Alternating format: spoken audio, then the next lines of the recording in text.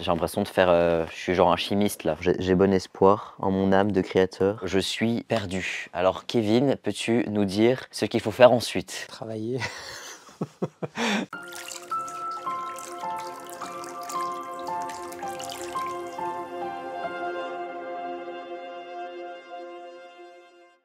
Bonjour, bienvenue sur Aquabotta. Alors aujourd'hui c'est une nouvelle série de vidéos qui va arriver sur la chaîne dans les semaines à venir. Mais cette fois-ci c'est pas moi qui vais m'y coller, ce sera Lilian. On voulait avoir un point de vue un peu frais et surtout très débutant vu que Lilian n'a pas d'aquarium, n'a jamais eu de terrarium ni quoi que ce soit.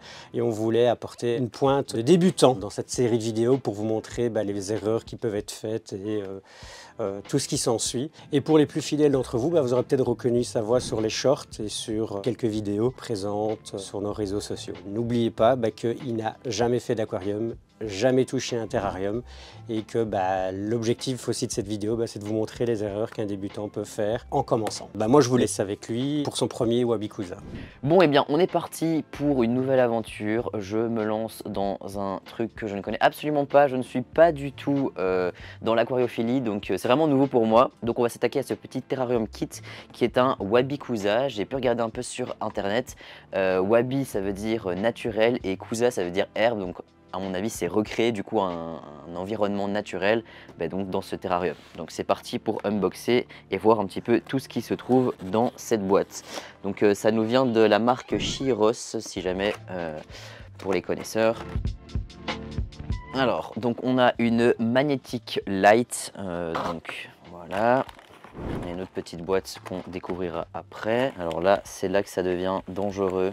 Vu que c'est en verre, voilà, on va sortir les deux en même temps, ce sera plus simple. Donc on a la base du terrarium, forcément, une chouette forme en vrai. Et du coup le socle qui sera, je suppose, le socle qui ira avec le système magnétique.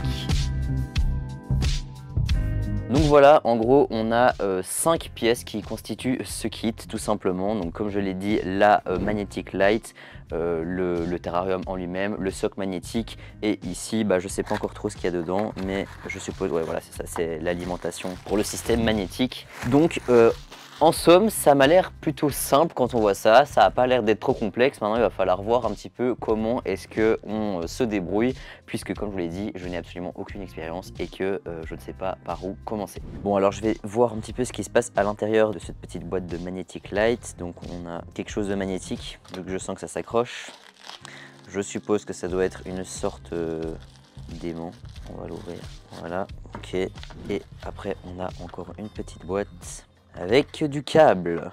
Bon du coup maintenant qu'on a sorti toutes les pièces donc de la boîte, on va un petit peu s'attaquer à la construction entre guillemets donc de ce terrarium. Ça m'a pas l'air très compliqué, on a un mini mode d'emploi qui explique vraiment avec quelques schémas parce que le tout est en chinois comment installer tout ça. Donc d'après ce que j'ai compris, on va installer en fait de toute façon le système magnétique pour que ça puisse tenir, et dans un premier temps on va venir coller cette petite pièce juste ici afin de pouvoir après venir magnétiser le système magnétique qui viendra ici.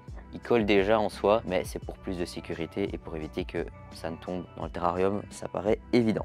Donc je viens décoller cette petite pièce et on va venir donc la coller ici. Alors d'après ce que je vois, ils le font plus ou moins centré, donc on va essayer de respecter la même chose.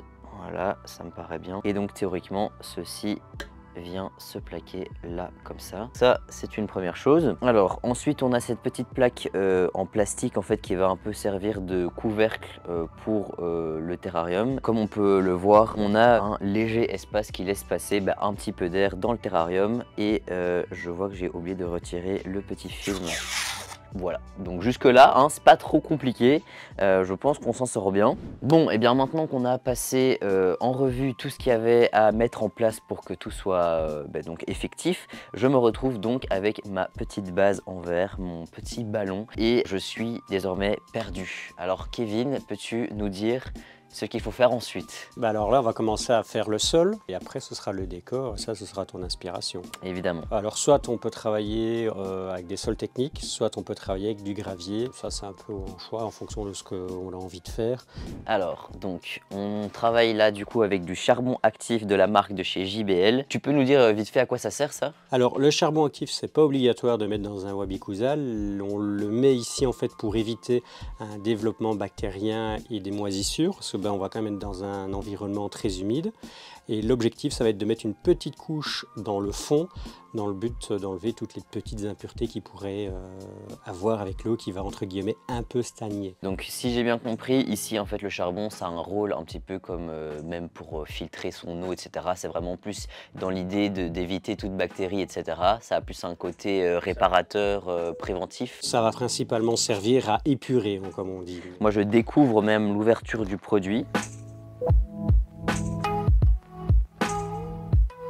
J'ai sorti tout de la boîte. Je suppose que pour la taille de la chose, on va pas avoir besoin des 2 sacs, hein, évidemment. Je suis même pas, on va même pas mettre tout un sac complet, je pense. On va mettre juste quoi, la moitié plus ou moins.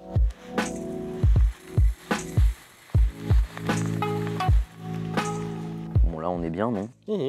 Je pense qu'on a une bonne petite couche. De toute façon, il ne faut pas oublier qu'il y aura par la suite donc, du sol, de la déco, des plantes et tout. Donc je pense que c'est pas utile de surcharger. Sinon, on n'aura juste plus de place pour décorer. La seconde étape, évidemment, c'est le sol.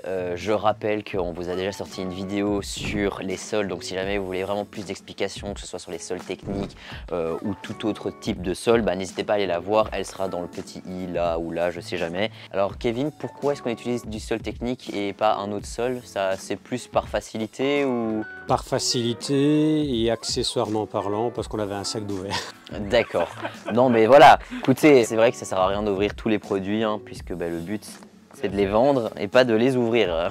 Mais donc ici on travaille avec la marque de chez Dennerl et c'est le Scape Soil, du coup qui apparemment est un substrat de fond actif pour aquarium. Je lis ce qui est écrit dessus, hein, je suis pas expert du tout, mais donc on va également venir en mettre une petite couche dans le fond. J'ai aucune idée de si je vais en mettre de trop ou pas assez, par contre si ça coule à cette vitesse là on est encore là demain.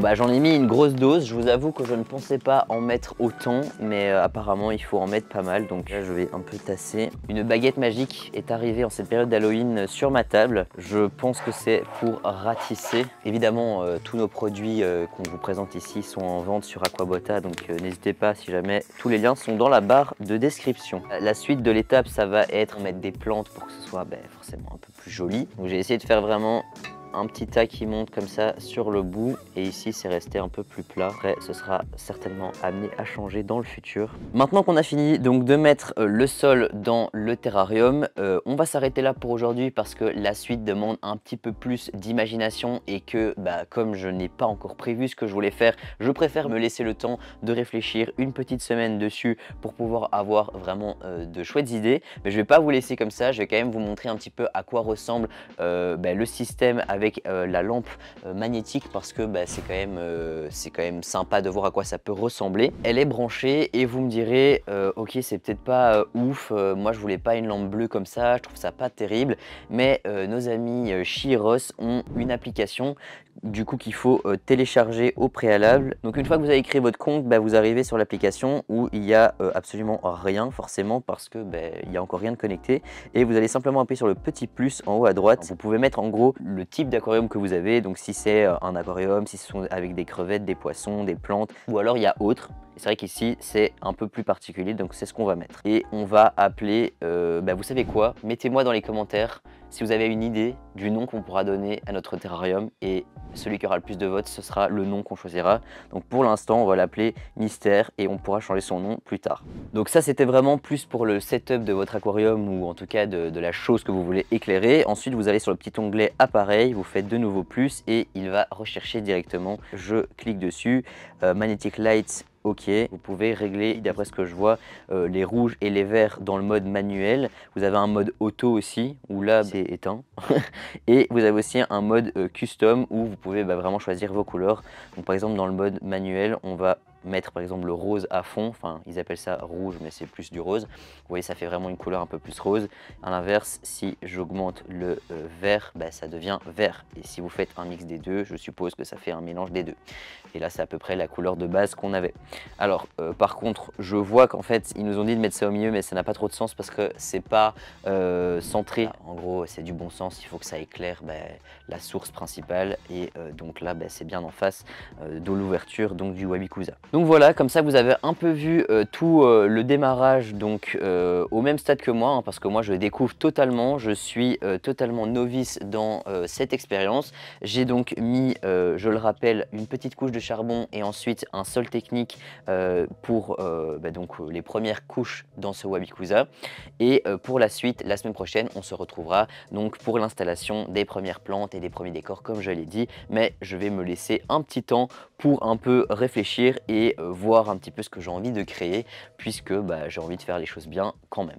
Voilà tout le monde, j'espère donc que cette première vidéo vous aura plu. Soyez indulgents dans les commentaires, je suis totalement débutant. Si jamais vous avez des idées, n'hésitez pas à les noter aussi, ça pourra peut-être m'inspirer si voilà, vous voulez voir certaines choses. Moi le but c'est aussi d'apprendre avec vous et de vous montrer ce qu'on est capable de faire dans ce genre donc de terrarium qui je le rappelle sont donc des Wabikusa. On se retrouve donc la semaine prochaine ou en tout cas dans les prochaines semaines pour la suite de cette petite série de vidéos qui j'espère donc vous le plaira. N'hésitez pas à liker et à vous abonner et moi je vous dis à très bientôt. La chaussette ici, elle sert plus pas en aquarium, là on s'en fiche un peu, tu peux la reprendre à la maison si tu veux. Ça va, je fais mes lessives, tout est en temps.